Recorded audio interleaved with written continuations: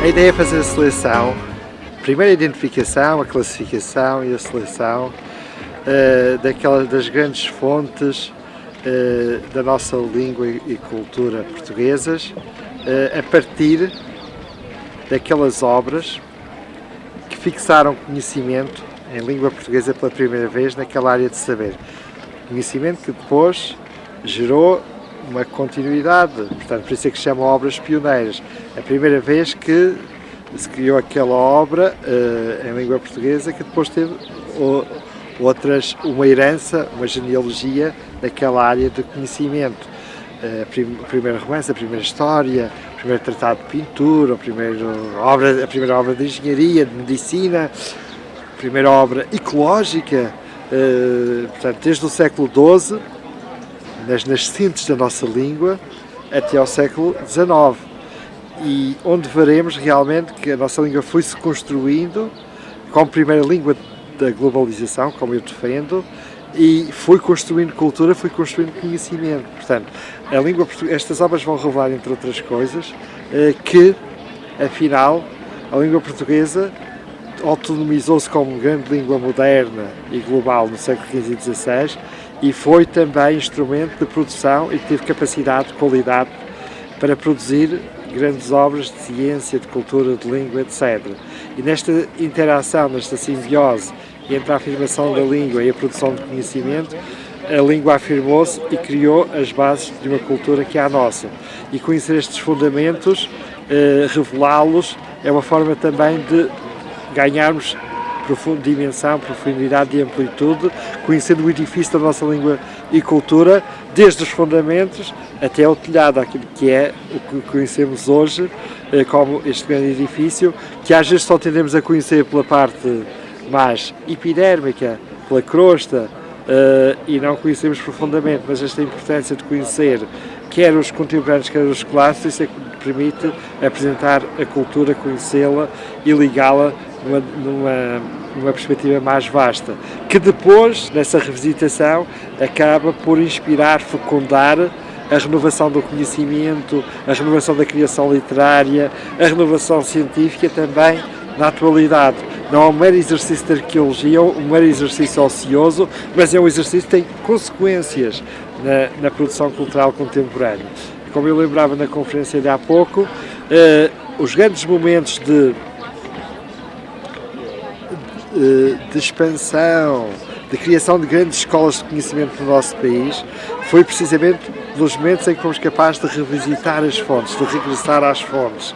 Nós lembramos logo do período do Renascimento, do nosso humanismo, da grande escola dos nossos humanistas, e qual era a grande palavra da ordem do Renascimento? Regressar às fontes clássicas, reconstituí-las na sua inteireza, traduzi-las, publicá-las, e isso criou a primavera cultural, que nós chamamos de Renascimento. Também, se hoje fizermos essa revisitação de fontes, contribuímos para criar uma nova primavera cultural no século XXI, um novo renascimento.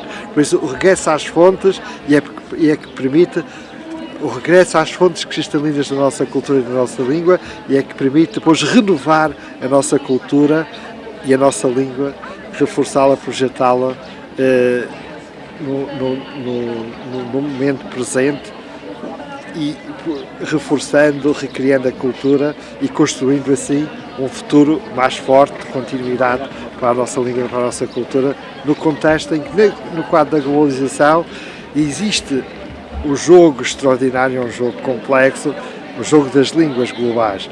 E se o português quer afirmar também como grande língua global, tem que fazer este exercício de regresso às fontes, permitirá reforçar, renovar e reprojetar o português para o século XXI, para o futuro. Trata-se da publicação de obras pioneiras. Este é também ele um projeto pioneiro.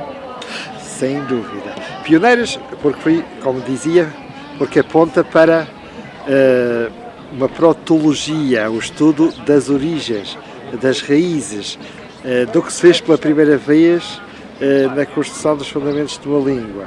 Daí que seja pioneiro, mas o pioneiro implica reconhecer que houve depois uma continuidade.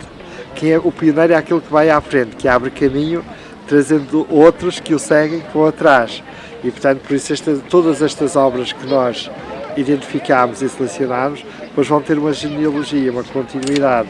E, portanto, esta ideia de haver uma nascente das fontes da nossa cultura, da nossa língua, uma nascente que depois jorra e depois fecunda uma continuidade histórica, é que permite depois designar esta seleção, esta grande coleção, aquilo que eu chamaria esta paideia da língua e da cultura portuguesa, como as fontes pioneiras da língua e da cultura portuguesa. E é a primeira vez que em Portugal, e no contexto dos países lusófonos, no contexto mais alargado, que se faz um projeto com estas características. E até mesmo a nível europeu. Eu conheço muitos países europeus que nunca tiveram um projeto deste género. Portanto, é um projeto, não só é o projeto que se intitula Obras Pioneiras da Língua e da Cultura Portuguesas, como o projeto em si é absolutamente pioneiro. Que não é uma mera edição de clássicos, como já se fez noutros séculos e que foi importante, mas pretende-se fazer uma identificação global, uma espécie de mapa global das nossas fontes pioneiras, o que torna este projeto pioneiro também a nível europeu. Eu tenho conversado com colegas de França, de Espanha, de Itália, e eles consideram que este projeto também seria interessante fazer nos seus países, o que torna também Portugal criador de projetos na área das nossas áreas, projetos que podem ser depois replicados no estrangeiro. Podemos exportar também ideias neste campo, o que torna este projeto absolutamente pioneiro. E é importante também que nos afirmemos hoje em dia com projetos pioneiros nas nossas áreas do saber e do conhecimento.